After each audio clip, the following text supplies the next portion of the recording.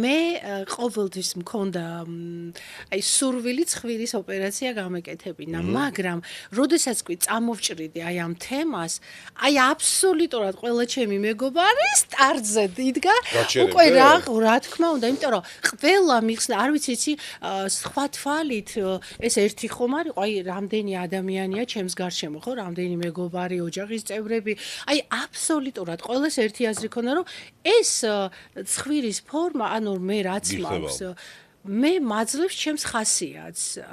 მაშინ დავიკარგებოდი და აღარ ვიქნებოდი ის თქვა.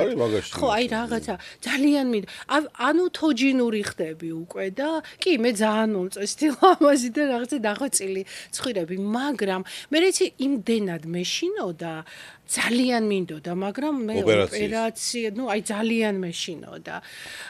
და აი ყველა გადაწყვეტილების აი რომ მიუახლოვდებოდი, მე უცბად ისე ბოლო ვერ მიხოდი. აი ვერ მივედი და ამიტომ მე დამრჩა ეს ცხვირი.